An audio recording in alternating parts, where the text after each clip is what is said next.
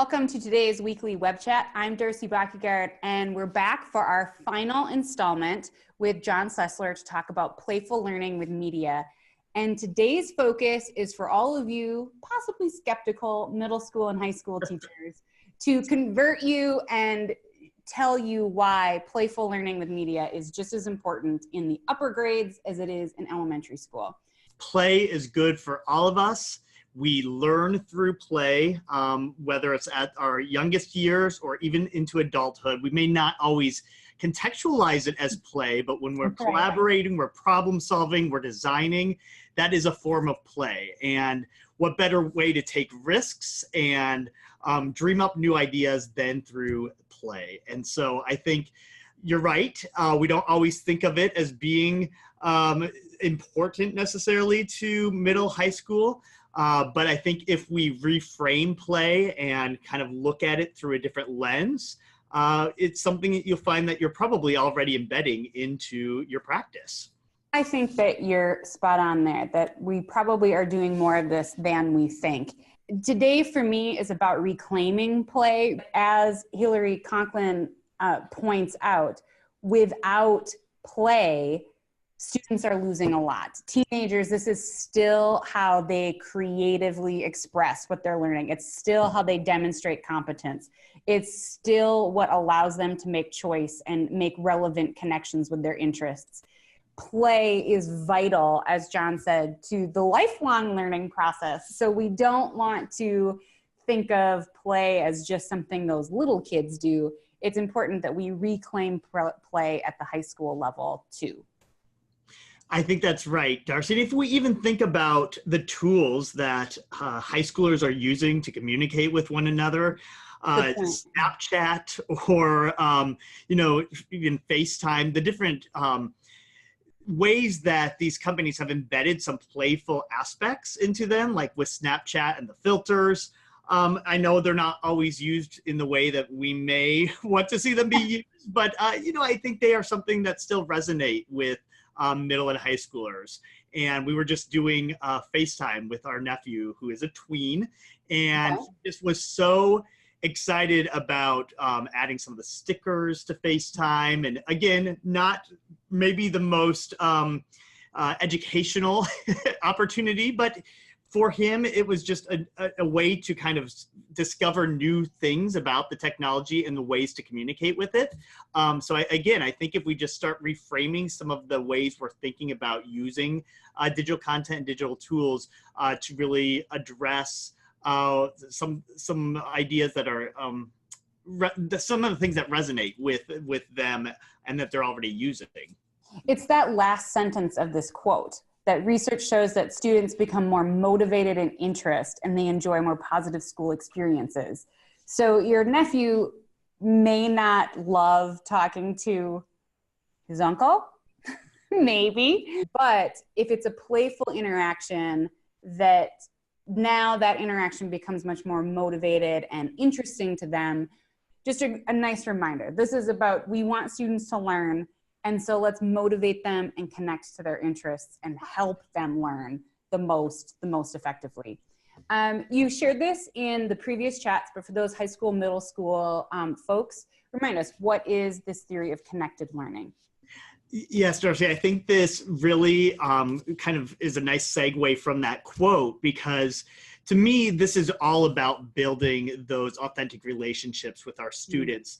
Making the connections between the different subject areas, content that you're delivering to them, and ensuring that that content is informed by their interests, and you're listening to and being guided by some of the ways that they want to learn, using some of the tools that they're already using. If we're talking about technology and media, finding different ways to embed those tools to help them make connections between the content and to take advantage of the full range of learning.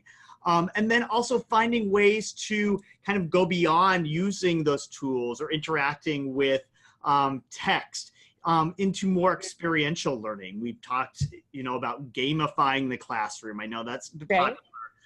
Finding ways that really just resonate, again, like talking about our nephew, resonate with their interests, resonate with tools that they're familiar with and using at home, but helping them kind of understand the educational capacity of those tools and that content.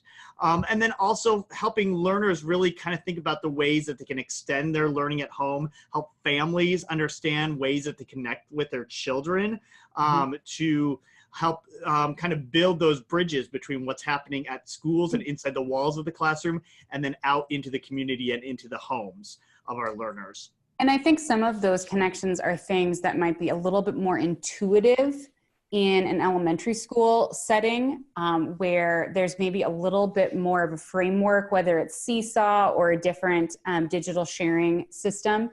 I know I can only speak to my classroom and my experience. I wasn't great at communicating with parents. And so I've enjoyed learning about some of these connected learning platforms and devices that we're going to talk about that can help make that connection easier. With 125 students, I felt like connecting with parents was a Herculean task because it was hard enough to just connect with those students.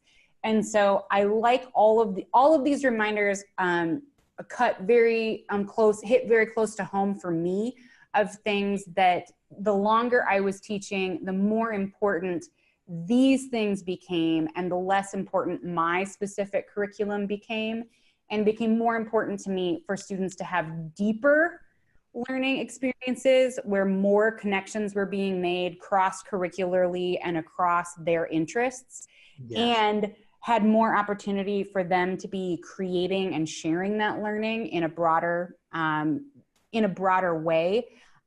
So my content, my books, and the things that I love to teach became less important to me as these four things became more and more important to me. And I personally, I think my teaching was better when I was thinking about these four things a bit more than when I was mostly focused on my personal content in my classroom. I think that's it, Darcy. And one point that you brought up in some of our previous web chats is this importance of remembering that media goes from the use of printed text, of course, and we don't want to leave out those printed texts and the images that we're bombarded with beyond just the digital content. So how are we questioning the media around the full range of media that we introduce into our classrooms? Great. How are we helping students be savvy media consumers as well as creative media creators? So we're going to get into that, and you created this lovely little scaffolding model of just where we start with connected and playful learning. And so this again connects what I was just saying, the heart, my original, like why I got into teaching, right, was my passion for my content. But also those other points that we just talked about of bringing in other cross-curricular connections to students' interests and media. And those things all are like in a blender here that connect to this idea of playful learning. Right, Darcy, and we had talked even about thinking of this kind of as a layer cake, right? And you start with content really as the foundation, and thinking— and you need that first so that you can build up. Exactly, and being very intentional about that content, having a range, as we just mentioned, about around the printed text and images into the media components. And really, embedding that content with the idea that you are connecting it to students' passions, student interests, guided by those interests, to ensure that the content you choose meets those learning outcomes, but also does have that connection to the students' passions. And then we have the next layer of that intentional media and tech integration. It's not just a kind of bright and shiny object that you're introducing into the classroom, but it really is used authentically to deliver the content. Yeah, it's not the frosting on top. This is an integral layer to this cake metaphor. That's an integral layer to this whole experience working. It's not just something that we skim on top as an afterthought. Exactly. Pedagogy comes first still. And Yeah.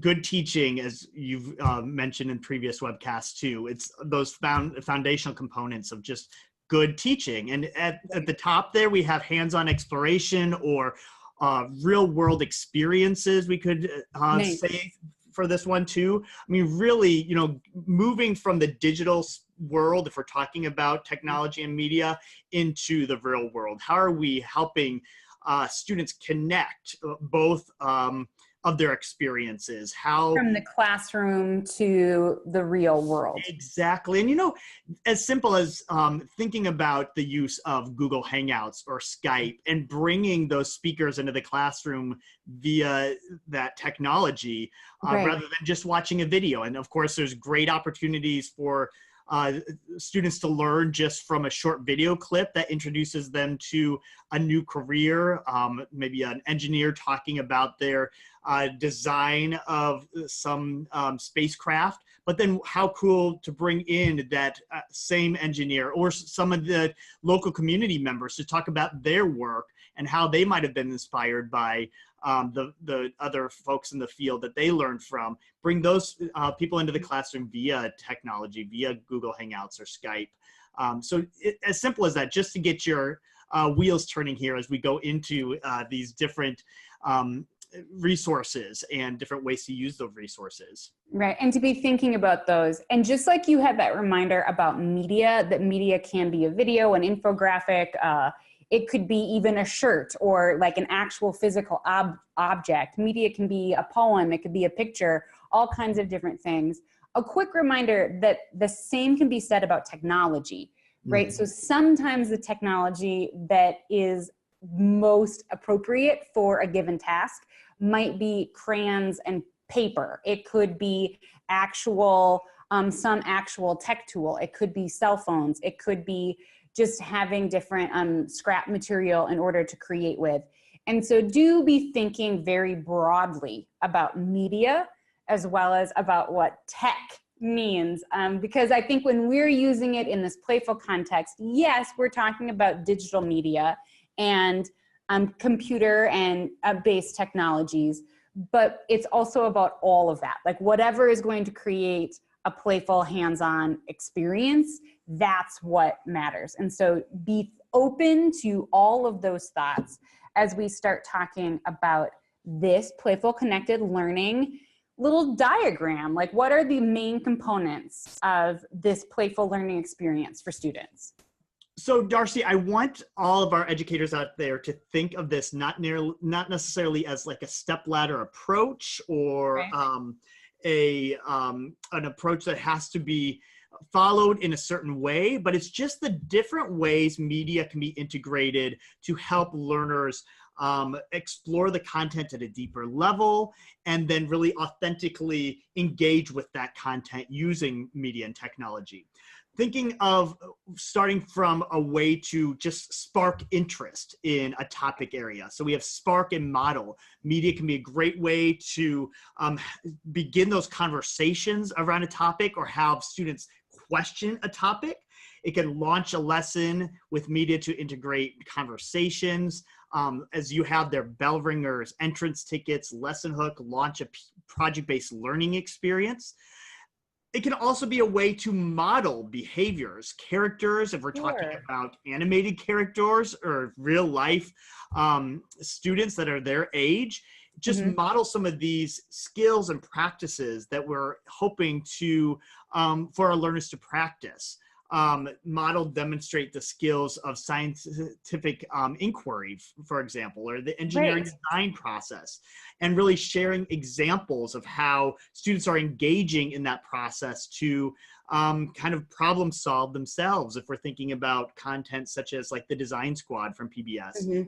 And then a way for you as educators to flip or blend a lesson and, bring a video that you have created at home and send it off to your learners before they come into the class so that you have even more instructional time to allow them just to play with these concepts through kind of a playful learning experience.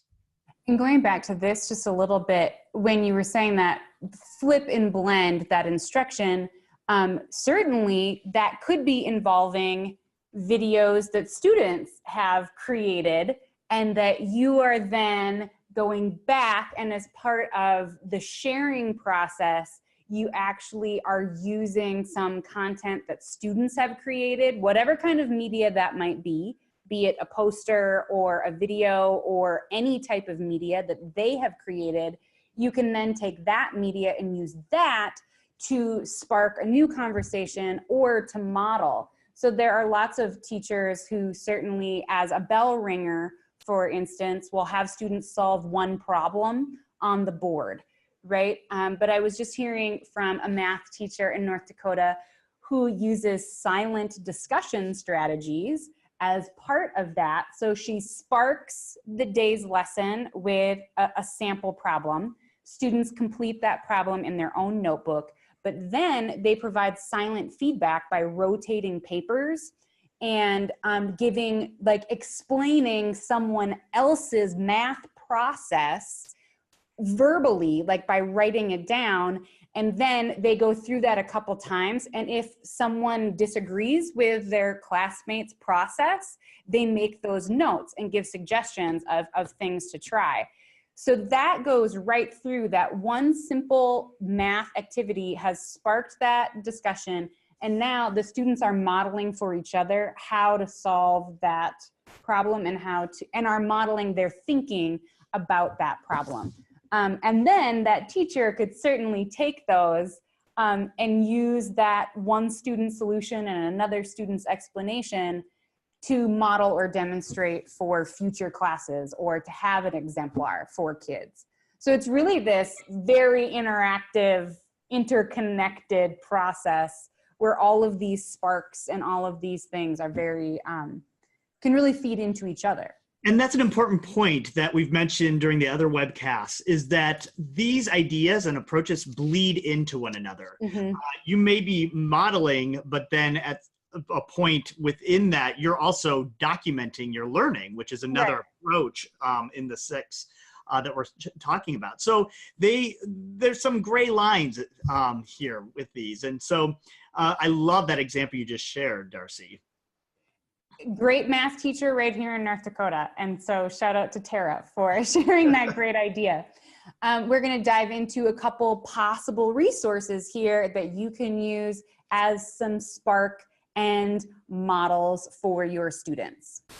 I've tried to assemble here a wide range of resources that hopefully will connect to any subject, any class. But if you click on any of these graphics, you'll be taken to that collection of resources, and then you can just start exploring. So I do want to highlight, because I absolutely adore John Green and his writing, as well as the whole Crash Course series. You're probably already familiar with the Crash Course series if you teach science, history, or English, but a few advantages to using the collection here on PBS Learning Media rather than using the YouTube videos.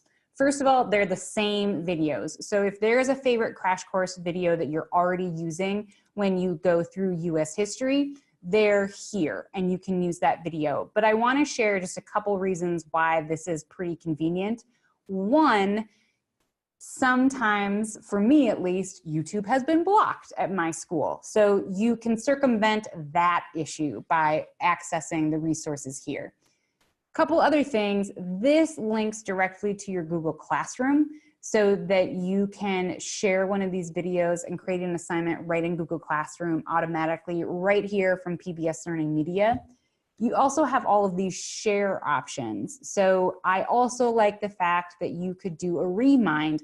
We were talking about the importance of that sharing process that we'll get to in a few minutes.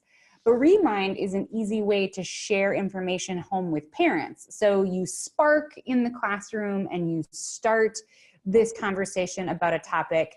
You can also spark that conversation at home by clicking on the Remind, and now you have the link right here in your Remind. If you haven't used Remind, you can send text messages to anyone who has subscribed or who has joined your Remind. And now you can share that learning home with parents and give them something to start and spark a conversation and continue that learning at home. And they have all kinds of collections here. So I, of course, am a crash course literature dork, and I love these as a way to spark before reading a book. But obviously, as with so much media, you can use this at different stages. So you can use this to review, you can use this to explore the content, you can use this to help model how might you analyze a text. For me as in the English sphere, that's really handy. So we can listen to John Green breaking down Romeo and Juliet Part 2, and we can listen to his analysis.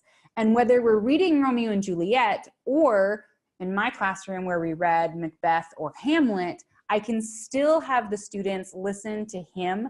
They've read Romeo and Juliet in 9th grade, usually. So now in 12th grade, they listen to this refresher, but they get this model of John Green breaking down for them how to analyze a text. And I can use that example for how I expect them and to have our conversations about the text in class. So a nice way to just set up and spark a conversation about some of these texts, or to use to model. Certainly, this could be part of lit circles and students having to explore and digging a little deeper. The same can be true for any of these other videos. So whether it's looking at the physics, great way to launch an activity, or use this as part of the exploring things deeper. Back on this page, all of these collections just have lovely things. If you haven't checked out Gross Science, you science teachers, this is a lovely collection of gross science. I find it very fascinating as well as pretty funny, but it does explore serious content. So you could use this to spark and go into a greater conversation.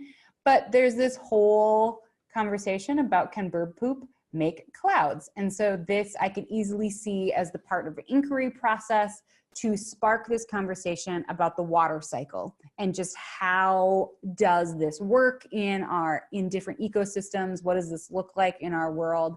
But you can see all of these other videos connected to poop, as well as could kangaroo farts curb global warming? So some very entertaining topics there for you to explore with students. So again, you could be thinking about how would you use these maybe as a flipped assignment, watch this video as your homework, how this might be used as a bell ringer, how you could easily jigsaw and have a few different videos from these resources on similar topics and have students come back after they've explored and share what they know. I'm a big fan of Judy Woodruff and the PBS NewsHour, so I, of course, enjoy the PBS News story. Probably you're not going to have the most current information from PBS NewsHour. It takes a day or two for that information to get uploaded, but a nice topical way to inject some clips from the NewsHour about various stories. So there are things for science and technology, things for arts and culture, economics, education, geography, lots of different resources here that could be used across the board, not just in social studies classrooms. Another science resource, we've got a lot of science shows on PBS, and so a lot of great science content. But this is another entertaining series, It's Okay to Be Smart, on par with the Crash Course series. The videos are a little bit shorter, but tend to employ some of the same goofy graphics and humorous delivery on the part of the host. So again, you can explore some pop culture, some physics, climate and earth science, health and human behavior, evolution and genetics, biodiversity, lots of topics to spark and start to model information for students. English teachers, don't rule out a little bit of no-nonsense grammar, some convenient video resources about some of the most pernicious problems with punctuation and other writing woes that we experience. And note, these are super short, less than a minute little videos. So nice, easy bell ringer activity. And then finally, there's this Think Math collection. I want to try to make sure I'm hitting everybody just a little bit. And you can see, again, the scale city for proportional reasoning, fractions, logical leaps. Some of these kid vids are about modeling for students the thinking. And so this could be, again, something that you're introducing a new concept and you want to model for students how students approach solving that problem. Here's a resource for you. This could also be a great way to spark the next phase that John and I are going to talk about, and that is exploring and creating with media and encouraging your students to create their own versions of this type of video where students are modeling their thinking for each other. All right, so we've already talked about how a lot of these strategies overlap because I was talking about creating media a little bit, but these are the next two main buckets. What do we need to be thinking about as teachers as we're setting up opportunities for students to explore or to create with media?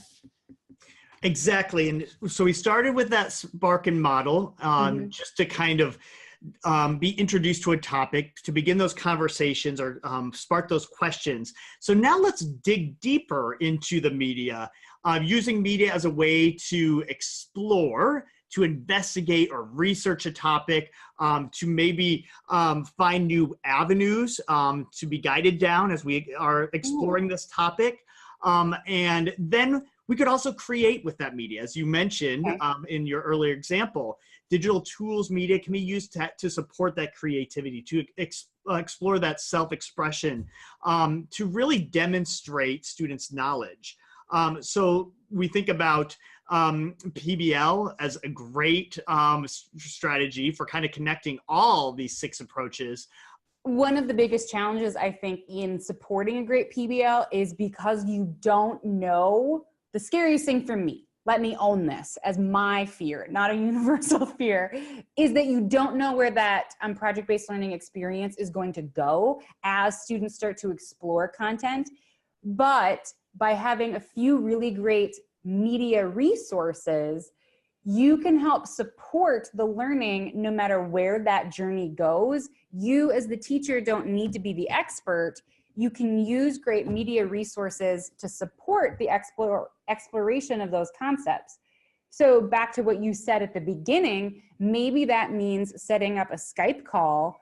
I'm working on a PBL right now with the Liberty Middle School. I'm here in West Fargo, and groups of 7th graders are being partnered with different businesses here in the Fargo-Moorhead community. And so I'm working with a group of students who are interested in exploring media careers.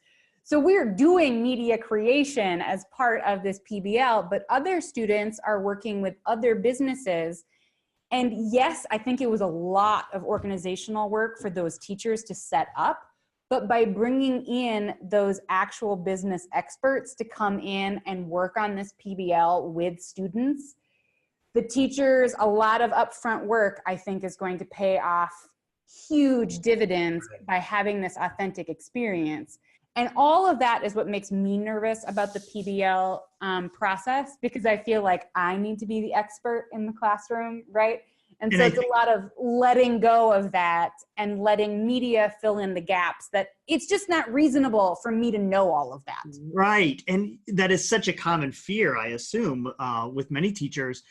I will add, with the Spark and model steps or approaches, those can be really a great opportunity just to zoom in on the media as that opportunity to question and to maybe curate questions that your students have regarding and want to explore. Exactly. And really coming back to those questions, you have heard me talk about this strategy before, Darcy, about the question formulation technique from the Right Question Institute, rightquestion.org. It's a really simple strategy to use for helping students generate more questions in the classroom. But the video clip is a great, what they call a cue focus, or a really launch pad for students to generate those questions in groups. So if you start about, thinking as that video clip being the cue focus or that kind of sparking opportunity, then you can have this parking lot of questions that arose during their viewing or kind of consumption of the content, so that they're ready to dig deeper to actually create with the content or to explore it at a deeper level. When we're sparking, part of what that can be doing is creating the space for students to ask those questions and to get the ball rolling. Because I think by the time students, at least for me, are in high school, they're really done with taking risks where they might look stupid. But if you can create this space where we use one piece of media to spark, and we just gather all the questions that a person might have, and it's a very open, kind of safe process where the purpose is that cue focus.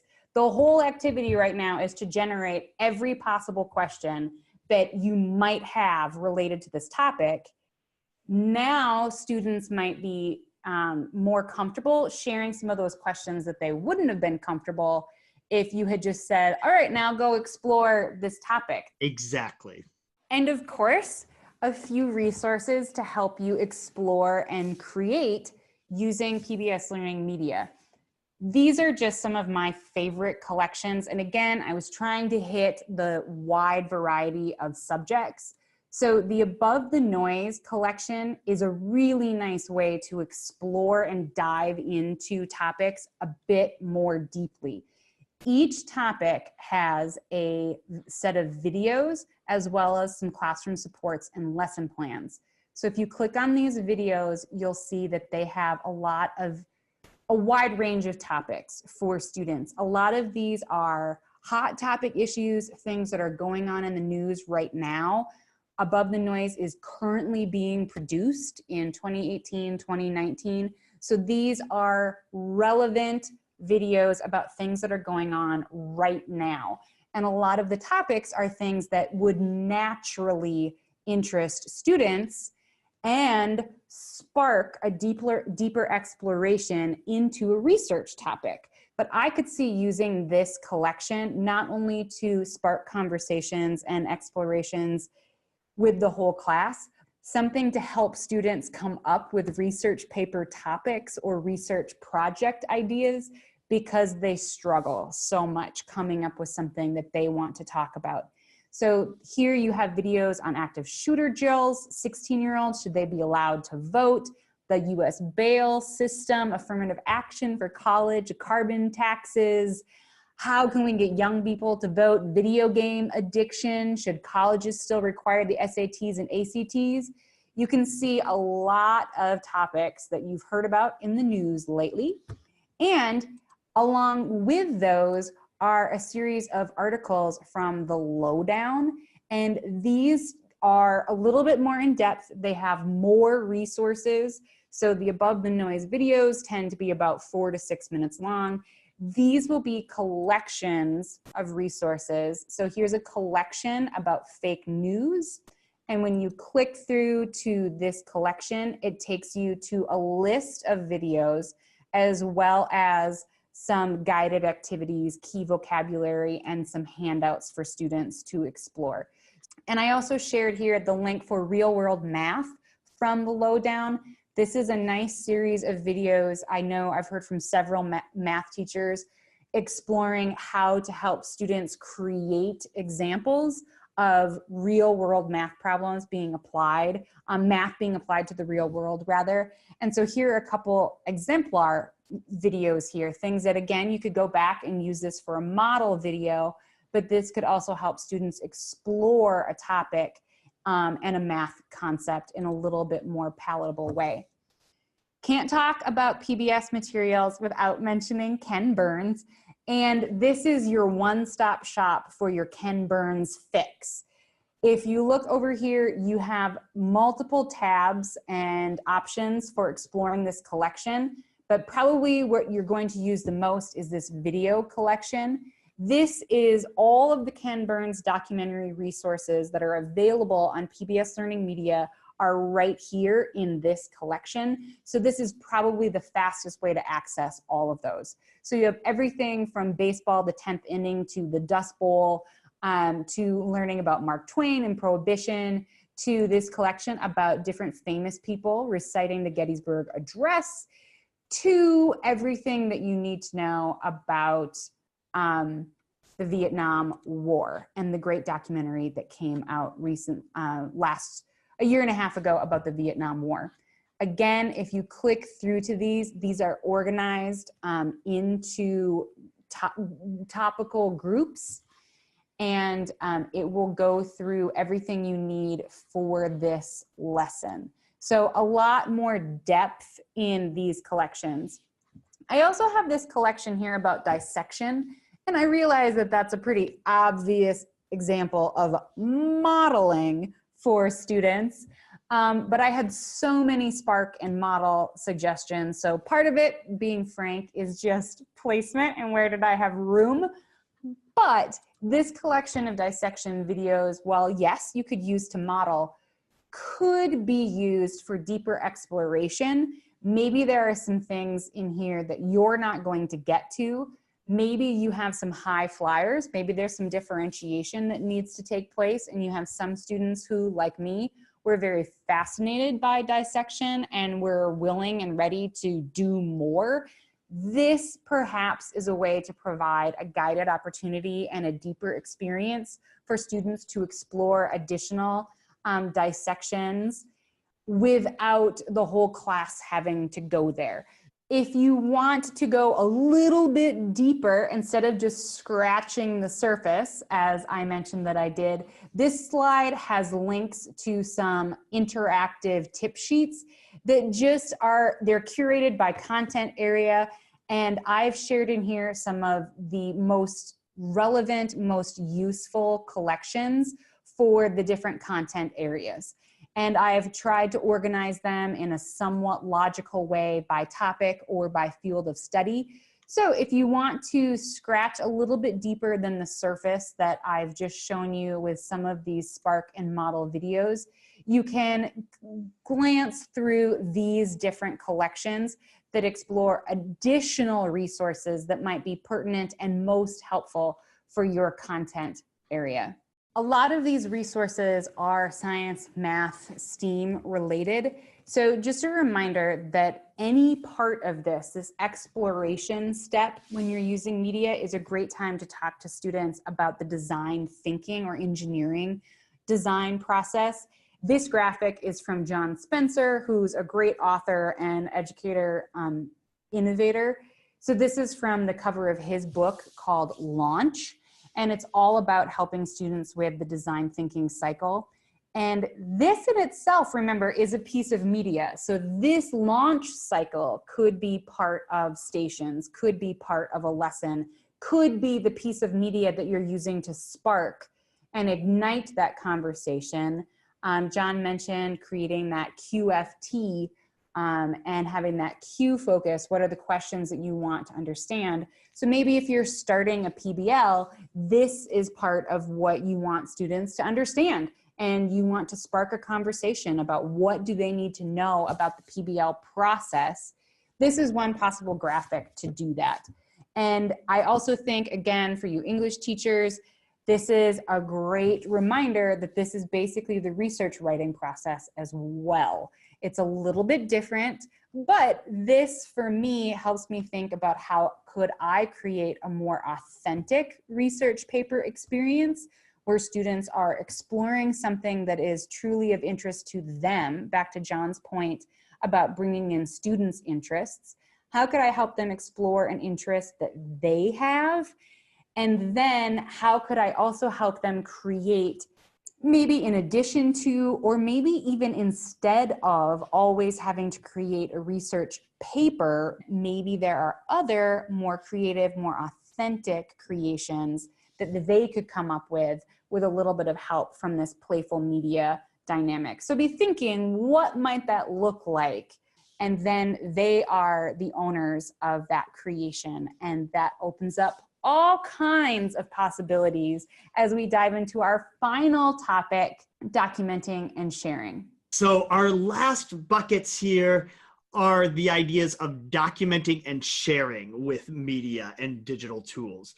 So digital tools as being a way to document the learning and really help students show what they know, of course, making the connections between the content and then actually creating the content, and then showing, of course, what they have learned using the tools and integrating the content, and then sharing out what they have learned. Of course, we know an important critical step of the PBL process is an authentic audience. Well, that audience might look a little different if they're sharing out in a digital space. And what are the things that students need to think about as they're sharing out content, and you as educators need to think about when your students share out content, and also as a way for this two-way communication with families too.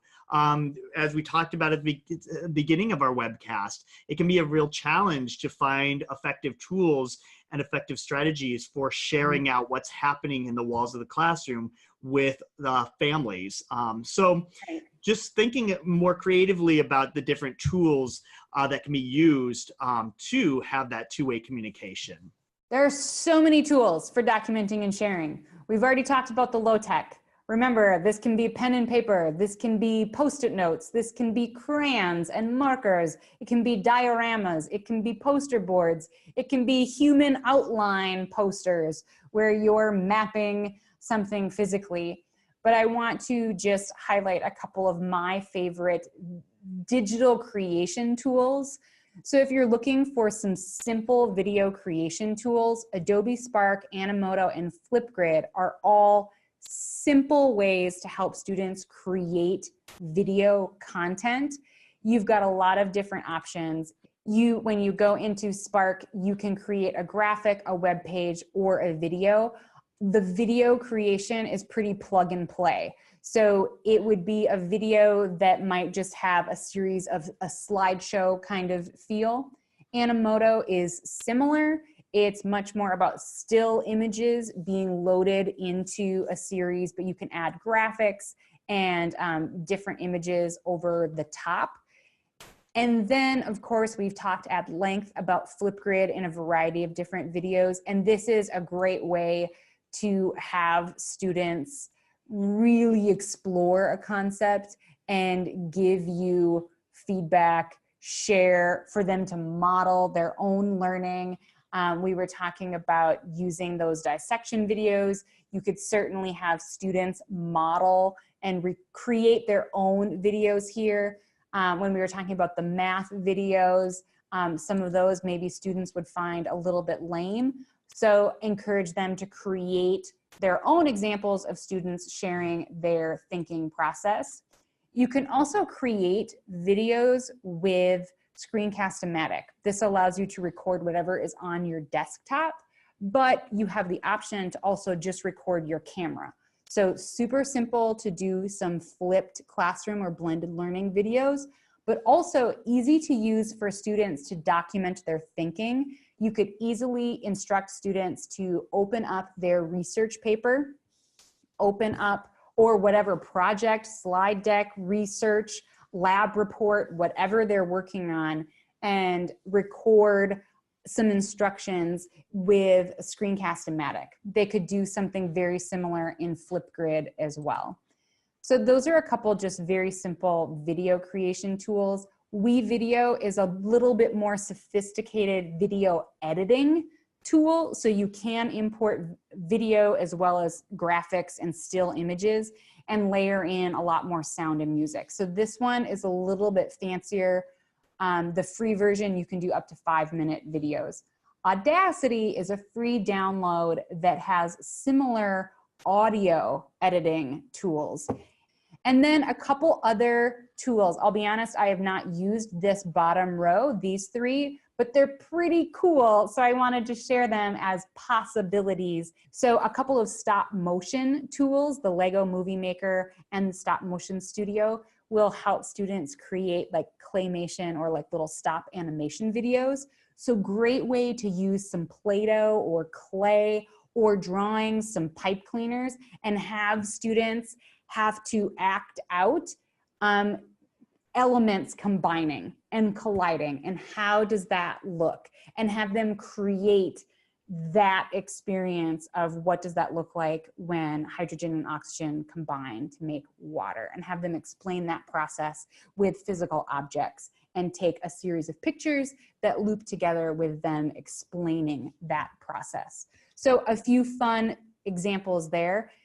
Canva and Padlet are our last two creation tools. There are lots of graphic tools, but I like Canva as a very simple graphic design, easy to create Instagram, Facebook, other different sized images and graphics. You can do something similar with Adobe Spark. So a couple simple tools. And Padlet is just a great way. John's been talking about helping students document and have a dumping spot for all of their questions. Padlet would work great for this. It's literally a virtual board that basically you put virtual Post-it notes on.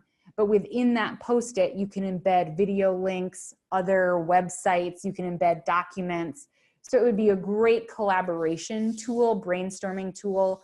I've used it as a bell ringer tool and ask students, right, play a little video. All right, what questions do you have? And throw those questions up on Padlet. I like some of these tech tools as options. You can do this with a Post-it note, and certainly I've done that. I've had a question written on the board. I stand at the door and greet students, welcome them to the classroom by handing them a Post-it. After once or twice, they know the drill. They go in the room, they answer the question, they put it on their Post-it, and then they're ready to share that.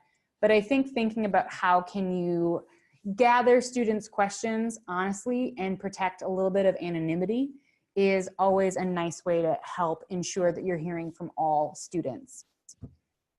These last few resources are much more about the sharing. So a variety of blogging resources here, as well as some tools to help you share that learning back home with teachers. We talked about Remind when we were talking about PBS Learning Media. And while I think Seesaw is more prevalent and common in elementary schools, it is a perfectly viable tool at the high school and middle school level. Missing from this list, I think kind of obviously, are website creation tools. So whatever that might be, whether it's SharePoint or Google Sites or creating a Weebly, obviously a lot of powerful tools that can help students create and document and share their learning, those last three phases of this process, with an authentic audience by curating things onto a website. And so it's not that every single thing is going to be documented digitally and shared electronically. It's just that be thinking about how you document and share and how you're scaffolding those experiences so that you are providing that authentic opportunity for students and just that greater involvement from the community, from parents, from guardians. And it really just unlocks a whole bunch more options for what that product looks like and how valuable the creation of that product was for the student. Exactly. And I like to think of the good old-fashioned science fair or history fair when we talk about these two approaches. It used to be, you know, when I was in 5th grade, I had the good old-fashioned science board and very little tech involved, but now there are so many different ways to kind of bring all those pieces together and integrate the.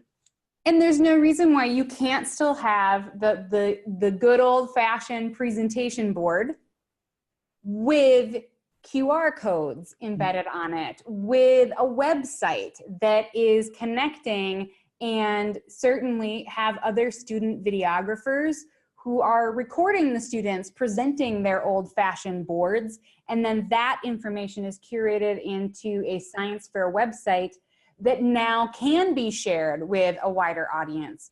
So again, like all of these things can still be scaffolded, and I truly believe there's a time and a place for pen and paper, for crayons and poster boards, as well as for video creation and trying to have experts coming into the classroom to create that experience. Kids need all of it. That's exactly it, Darcy. And I know that many of you are connecting these strategies already into your practice. I like to think of this as just a new way to kind of look at how we're integrating technology and blending the digital components with the real world components, and thinking about all the different ways we're using media and incorporating media into our practice and into the curriculum. Reclaiming play. That's right. the mantra of the day. Yeah. Thanks for playing with me today, John. Thank you for playing with me. And for all of you out there, keep playing. Keep that playful spirit in your classrooms.